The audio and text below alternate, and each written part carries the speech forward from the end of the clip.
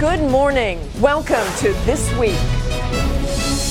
The fallout. I got the ambassador on the other end, and he said, Greg, we're under attack. New hearings and new revelations on Benghazi.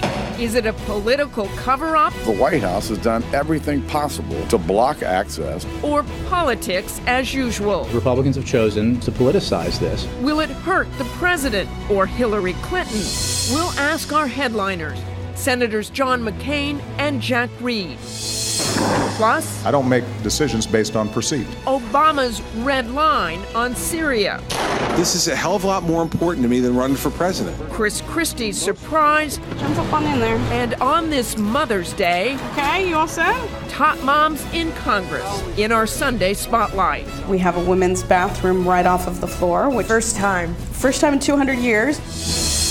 From ABC News, This Week with George Stephanopoulos. Reporting from the Newseum in Washington, Martha Raddatz. Hello again. George is off today. Great to have you with us. The political storm over Benghazi is brewing anew this morning. The Obama administration on the defensive after ABC News obtained emails showing extensive edits to the disputed talking points issued after the attack. When one version suggested al-Qaeda affiliates took part and the CIA warned of threats, Secretary Clinton's spokesperson objected, writing that could be abused by members of Congress to beat up the State Department for not paying attention to warnings. So why would we want to feed that? Friday, my colleague, Chief White House Correspondent John Karl, who exclusively obtained the emails, questioned White House spokesperson Jay Carney. Ladies and gentlemen, thank you. The CIA original version included references to al-Qaeda. Those were taken out after the CIA wrote its initial draft. And then the CIA wrote another draft Based on input from the State Department. Well, but here's what I've been saying. Do you John. deny that? No, John. There was an interagency process, which is always the case because a lot of agencies have stakes. The whole effort here by Republicans to find some hidden mystery comes to nothing because the president called it an act of terror. Joining us now, Republican Senator John McCain. Nice to have you here, Senator McCain. What do you make of the White House response? Could I just pick up on what you just showed Mr. Carney say? The president didn't call it an act of terror. In fact, 2 weeks later, before the UN, he was talking about hateful videos and spontaneous demonstrations. I think the White House would probably say there was the remark that it was a terror attack, although it did seem rather indirect. What he did say the day after was he condemned acts of terrorism. But then that night, within, I think it was 60 Minutes, I'm not sure, interview, and then throughout the next 2 weeks, he kept saying that it was caused by a spontaneous demonstration sparked by a hateful video. He kept saying that over and over again and condemning that. Now, Martha, you've got to look at this in the context of the times there. They're in the midst of a presidential campaign. The narrative by the Obama campaign is that bin Laden is dead, al-Qaeda's on the run, not to worry about anything. And here comes this attack on Benghazi. And there's so many questions that are unanswered. We need a select committee. But for the president's spokesman to say that, well, there was only words or technical changes made in those emails is a flat-out untruth. I like Mr. Carney, but that's just not acceptable for the president's spokesman to say that to the American people when we now know any reference to act of terror, any reference to al-Qaeda were removed from those talking points, and it was done at a deputies meeting just before Susan Rice went on television. Would you call this a cover-up?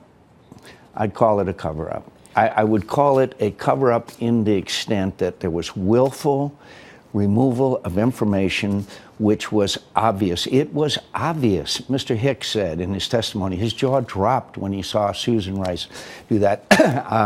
I was on another Sunday morning show after Susan Rice. My jaw dropped. I said, look, people don't bring rocket-propelled grenades and mortars to spontaneous demonstrations. Let's talk about what's happened with Republicans this week, though, because of these emails.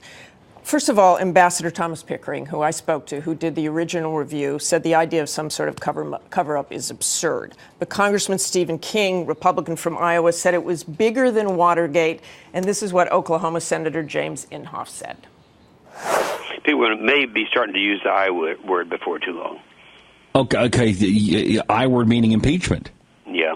of all of the great cover-ups in history, we're talking about the Pentagon Papers, the Iran-Contra, Watergate, and all the rest of them, this is going to go down as the most serious, most egregious cover-up in American history.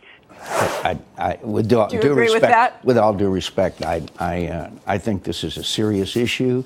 I will even give the president the benefit of the doubt on some of these things. We need a select committee. We need a select committee that would. Do you blame Hillary Clinton?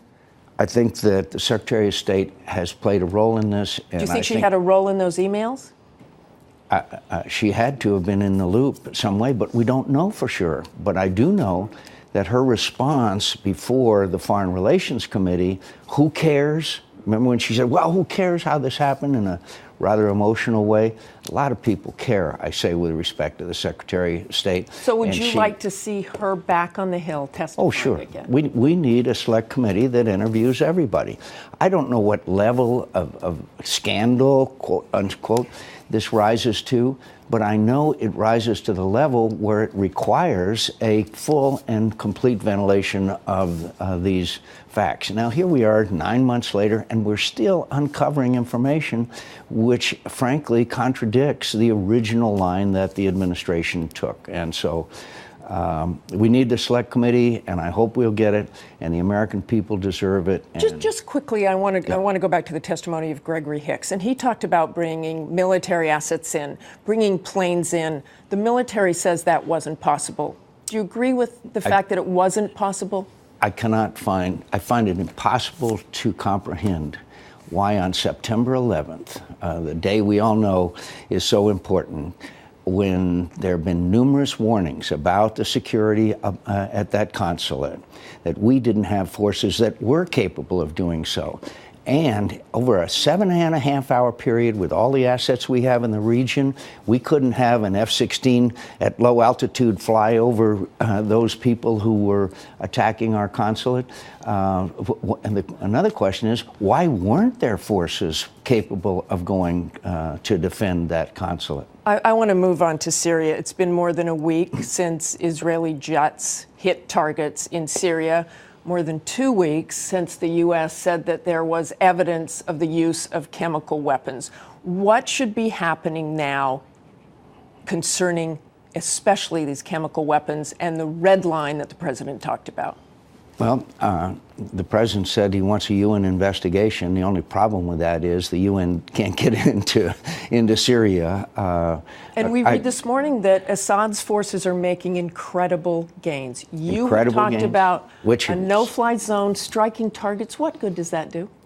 Well, first of all, it negates their air assets. In that kind of terrain and that kind of weather, air is a decisive factor in this kind of conflict. A decisive factor in doing what? What's the overall we take out strategy? their air, we establish the no-fly, no boots on the ground, no American boots on the ground. That's still a lot of risk, taking out that air. In fact, the Russians have said they would move in new anti-aircraft. If they move in, very sophisticated. If they move that in, it's going to make it more complicated, and certainly maybe gives us a little bit of skepticism about a conference. But we can provide them with a safe zone. We can provide them a place to organize inside Syria. We can give them the heavy weapons that they need to combat tanks. Who's them? I know them. I've met them. They're there. But how do you keep out good rebels and bad rebels? You've got al-Qaeda rebels running around Martha, as well. these are legitimate questions you're asking, but they are there, and you put them inside Syria. Then they have a Benghazi. Then they have a place to organize, to identify the right people. These jihadists there aren't that many of them. They're just so good because they've been fighting all over the Middle East for all these years, and they're not afraid to die.